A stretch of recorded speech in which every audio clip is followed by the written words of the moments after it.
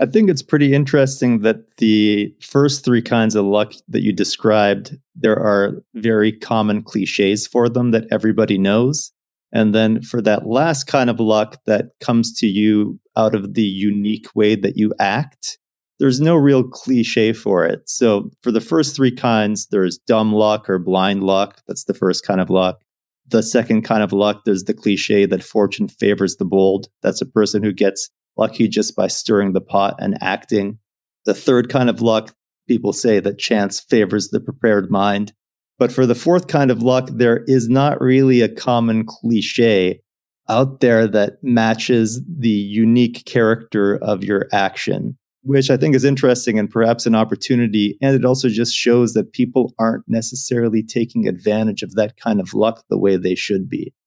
I think also at that point, it starts becoming so deterministic that it stops being luck. So the definition starts fading from luck to more destiny. So I would characterize that fourth one as you build your character in a certain way, and then your character becomes your destiny. One of the things I think that is important to making money, you want the kind of reputation that makes people do deals through you. I use the example of like, if you're a great diver, then treasure hunters will come and give you a piece of the treasure for your diving skills.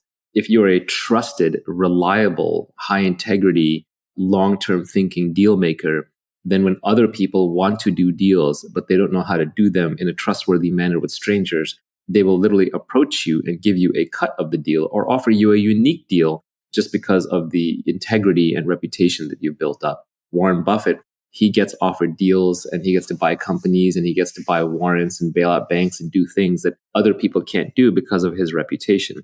But of course, that's fragile. It has accountability on the line. It has a strong brand on the line. And as we will talk about later, that comes with accountability attached.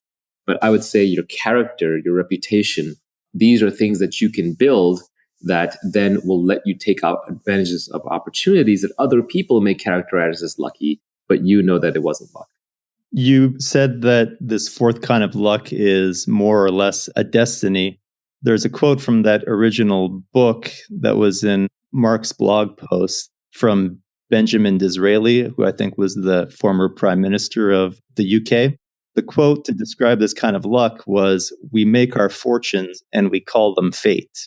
There were a couple other interesting things about this kind of luck that were mentioned in the blog post. I think it'll be good for the listeners to hear about, is that this fourth kind of luck can almost come out of eccentric ways that you do your things, and that eccentricity is not necessarily a bad thing in this case. In fact, it's a good thing. Yeah, absolutely, because the world is a very efficient place. So everyone has dug through all the obvious places to dig. And so to find something that's new and novel and uncovered, it helps to be operating on a frontier where right there you have to be a little eccentric to be out on the frontier by yourself. And then you just have to be willing to dig deeper than other people do, deeper than seems irrational just because you're interested. Yeah, the two quotes that I've seen that express this kind of luck, in addition to that Benjamin Disraeli one, are this one from Sam Altman where he said, "Extreme people get extreme results." I think that's pretty nice. And then there's this other one from Jeffrey Pfeffer, who's a professor at Stanford, that you can't be normal and expect abnormal returns. I've always enjoyed that one too. Yeah. And the one quote that I like, which is the exact opposite of that, is play stupid games, win stupid prizes. Right? A lot of people spend a lot of their time playing social games, like on Twitter, where you're just trying to improve your social standing and you basically win stupid social prizes, which are worthless.